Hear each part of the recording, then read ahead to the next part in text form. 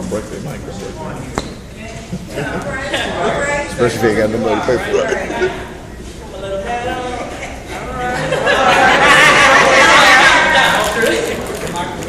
All right.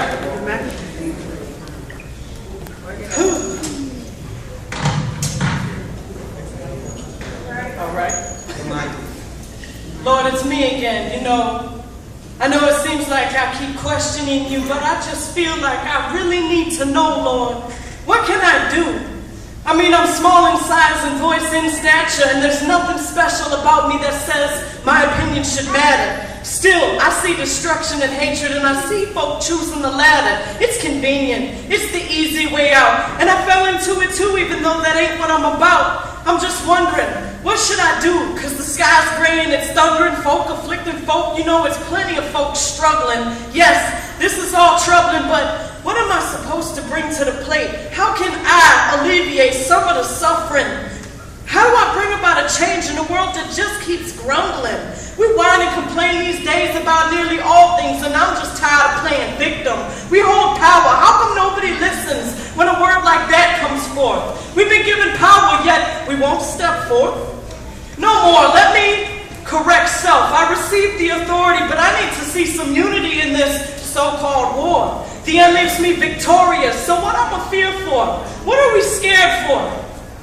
What are you scared for, Samantha? Ooh.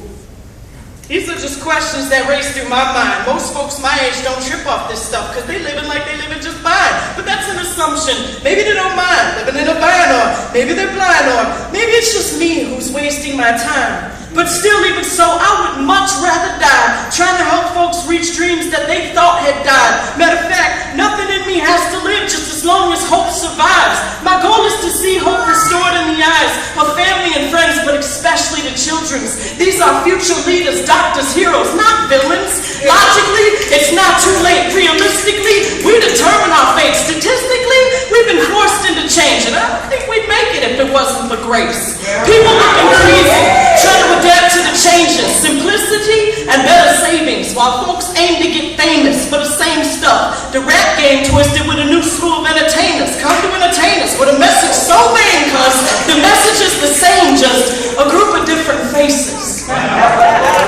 Samantha.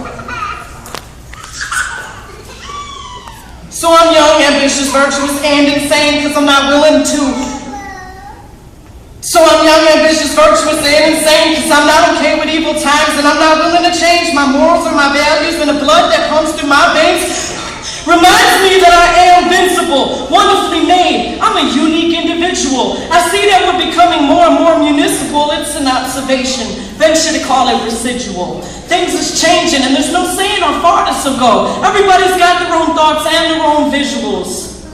And we don't help each other like we could, because that's not how business goes. But out of all this, I ask myself, what is my role? I mean, how can I help?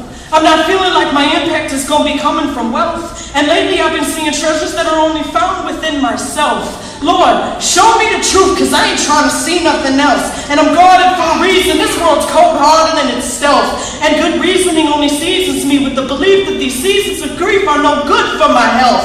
I'll break it down, God, because I seem to believe that we can agree that we felt the degree of this meltdown, which again only leaves me to wonder, how can I possibly help out? Samantha. Samantha, I love you. What? What? Perhaps you didn't understand me the first time for whatever reason, so I'll reiterate it, Samantha. I said I love you. There's nothing you can do about it.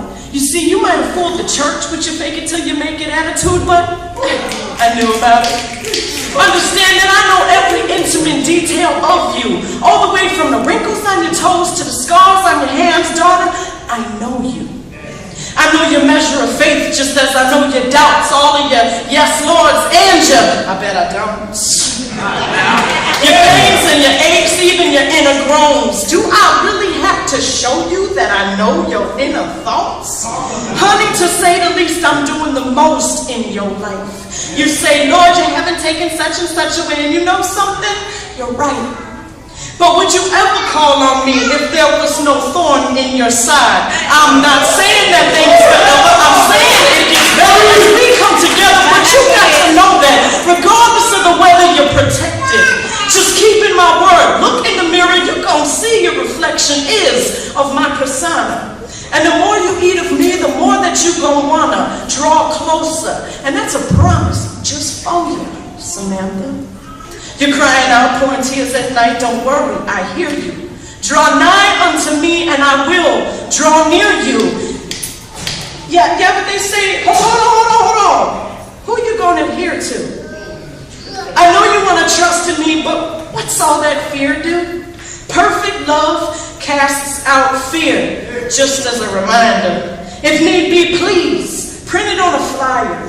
Your heart is the paper and your mouth is the typewriter. Come forth now, Samantha. Come on up a little higher. Stop falling back claiming you tired. The devil, he's a liar. In remission, already retired. Letting folks be folks. Girl, you got fire while he perpetrates with smoke. This thing ain't no joke. Get the noose off your throat. He has no power to choke out the word that which is spoken. And if you're still waiting, it's because you need to open your mouth.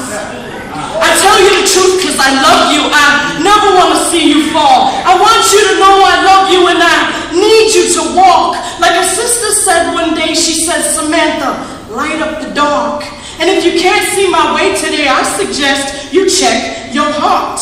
Because I created you to shine. You were made to be a spark, a glimmer of hope to the lost. Ask me where to point you so I can point you to the cross. Stop harboring your flaws, feeling inadequate because of your faults. Your refuge isn't home alone, Samantha. Your refuge is in God.